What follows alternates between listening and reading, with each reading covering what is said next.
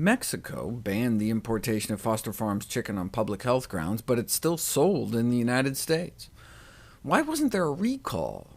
How could they continue to legally sell chicken contaminated with a virulent strain of Salmonella?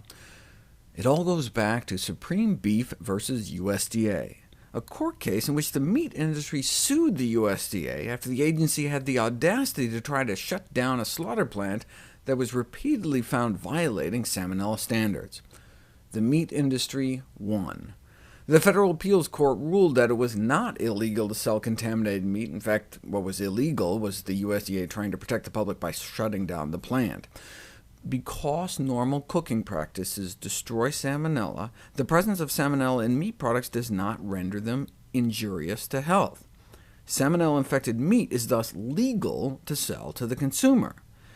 But even though consumers can eliminate Salmonella in chicken by proper cooking, we can still be exposed to and acquire a Salmonella infection from cross-contamination with Salmonella from raw chicken during meal preparation. If you measure the transfer rate from naturally contaminated poultry legs purchased in supermarkets to cutting boards in the kitchen, overall 80% of the leg skins in contact with the cutting board for 10 minutes transferred Campylobacter infection to the cutting board. That's another food poisoning bacteria found in chicken feces.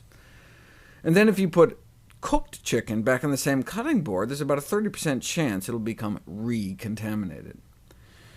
Even though people know that washing hands can decrease the risk of food poisoning, only about 2/3 say they actually do it. Even though most people know about cross-contamination, a third don't even report washing their cutting boards.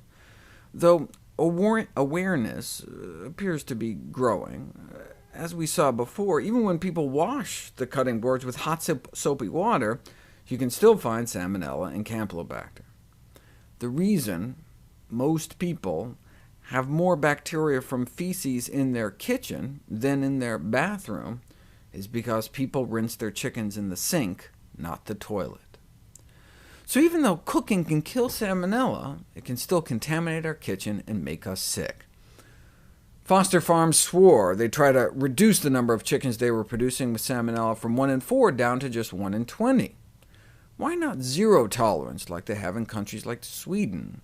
Because then, as the head of food safety for Costco noted, you wouldn't have a poultry industry. Other countries have been able to raise chickens without Salmonella, though. But as one industry-funded scientist explained, if the entire onus to produce safe products is placed on industry, then it gives the consumer no personal responsibility to handle their product correctly. What? That's like a car company saying, we can't make safe cars because then no one will wear a seatbelt.